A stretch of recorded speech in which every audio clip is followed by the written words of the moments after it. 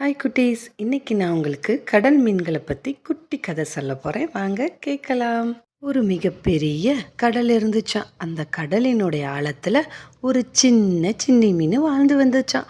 அதன் உடம்பு வெள்ளை நிறமாகவும் சிறிய சிறிய மஞ்சள் புள்ளிகளோடையும் இருந்துச்சான். ஆனால் சின்னிக்கு தன் நிறம் சரியாகவே பிடிக்கலையாம். ஏன்னா மற்ற மீன்களை போல அழகான வண்ணத்தில் இல்லை என்று அது எப்போதும் வருத்தப்பட்டே இருந்துச்சான்.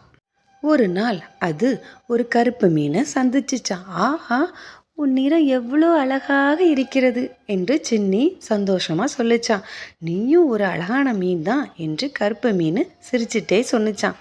என் நிறம் கருப்பு, அதனால் ஆழ்கடலில் வாழும் வேட்டைக்காரர்களிடமிருந்து என்னால் மறைந்திருக்க முடிகிறது. இது எனக்கு ஒரு பாதுகாப்பு என்றது கருப்பு மீன். சிறிது தூரம் நீந்திய பின் சின்னி ஒரு பிரகாசமான நீல மீனை பார்த்துதான். வா, உன் நீல நிறம் கடலையும் வானையும் நினைவூட்டுகிறது என்றது சின்னி. நீல மீன் மகிழ்ச்சியாக சிரித்தது. நன்றி, என் நிறம் என்னை விரும்பும் மீன்களை கவர உதவுகிறது என்றது நீல மீன். சின்னி இன்னும் குழப்பமாகவே இருந்துச்சான். அதன் சொந்த நிறம் எதற்காக? அப்போது ஞானமிக்க குரால் மீன் அருகில் வந்துச்சான். சின்னி, உன் வெள்ளை மஞ்சள் கடலின் ஒளிமிக்க பகுதியில் மறைவதற்கு சரியானது என்று அது விளக்கியது. உன் மஞ்சள் புள்ளிகள் பவளப்பாறைகளின் பூக்களுடன் கலந்து போகின்றன. இது உன்னை பாதுகாக்கும் என்றது. சின்னிக்கு இப்போது தான் புரிந்தது.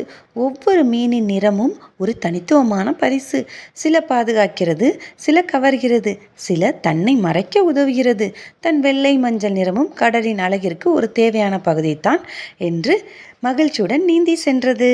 என்ன குட்டீஸ், இந்த கதை உங்களுக்கு பிடிச்சிருக்கா? மீண்டும் அடுத்த கதையில் சந்திப்போம்.